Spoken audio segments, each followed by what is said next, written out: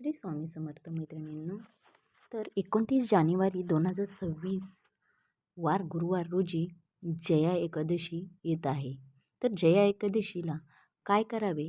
तर येत्या 29 जानेवारी 2026 रोजी जया एकादशी आहे.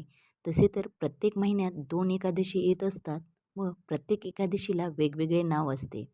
तर ते वेगळे नाव का असते व या जया एकादशीला काय महत्त्व आहे?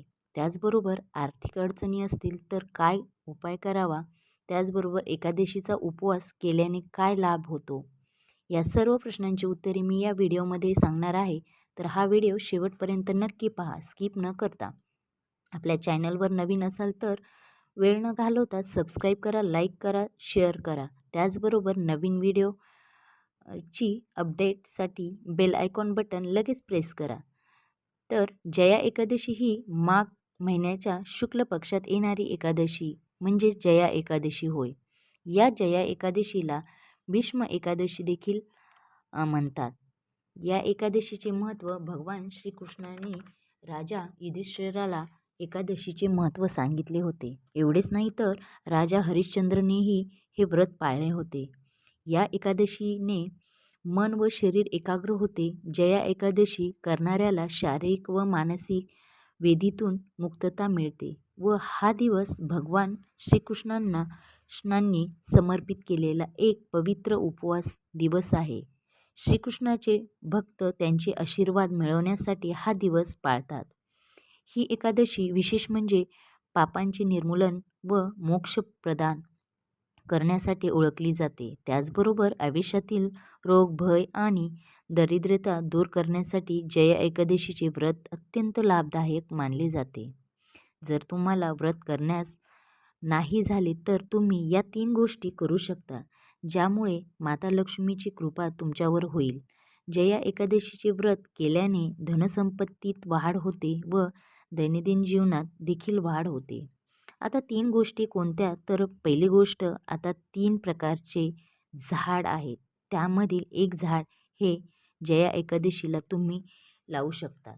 3 झाडे हे आपल्या गॅलरीत किंवा अंगणात असतात किंवा नसेल तरीही तुम्ही या दिवशी लावू शकतात. तर कमीत कमी तुम्ही 3 झाडे लावता आली नाही तरी एक तरी लावावे. तर कोणते? तर तुळशीचे रोप. हे खूप पवित्र असे तुळशीचे रोप आहे.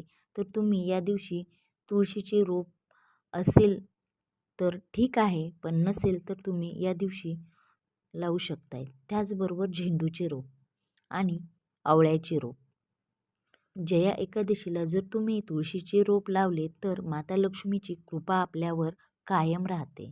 जर तुळस असेल अगोदर लावलेली तर झेंडूच्या फुलांचे झाड लावू शकता. हे झाड देखील खूप पवित्र मानले गेले आहेत.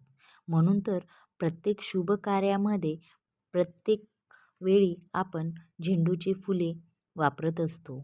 त्याचबरोबर आवळ्याच्या झाडात तर साक्षात भगवान श्रीहरी विष्णूंचा वास असतो. म्हणून जया एकादशीच्या दिवशी तुम्ही जर हे 2 तुळशीचं आणि झेंडूचं नाही लावणं झालं तर तुम्ही आवळ्याचे रोप घरी लावू शकता.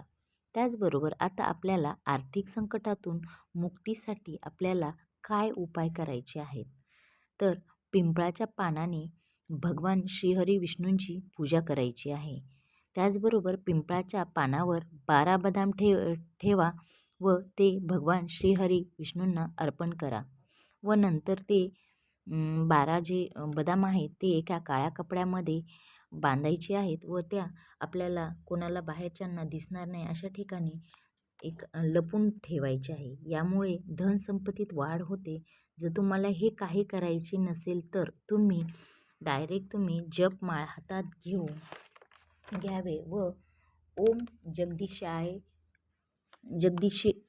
जगदीश्वराय नमो नमः असे म्हणू शकतात.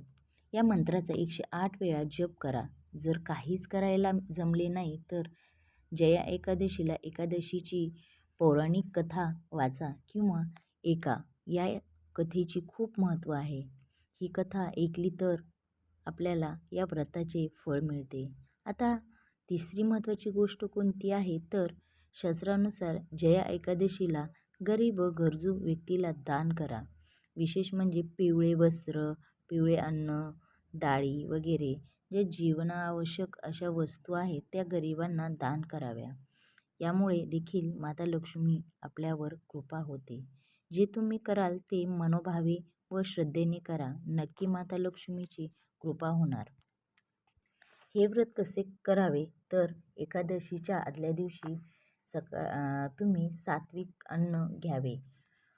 त्याचबरोबर ब्रह्मचार्य पाळावे. सकाळी लवकर उठून स्नान करून भगवान विष्णूंची पूजा करावी. त्याचबरोबर तुळशीची देखील पूजा करायची आहे. या दिवशी तुम्ही तीळदान केल्याने अक्षय पुण्य प्राप्त होते.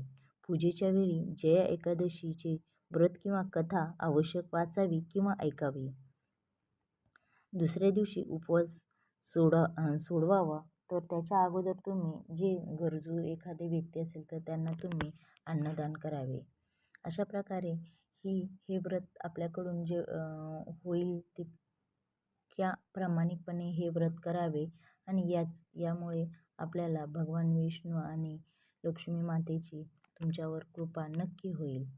जर तुम्हाला हा माझा व्हिडिओ आवडला असेल तर नक्की लाईक, शेअर, सबस्क्राईब आणि बेल आयकॉन बटन प्रेस करा आणि कमेंट्स बॉक्समध्ये लिहायला विसरू नका. श्री स्वामी समर्थ.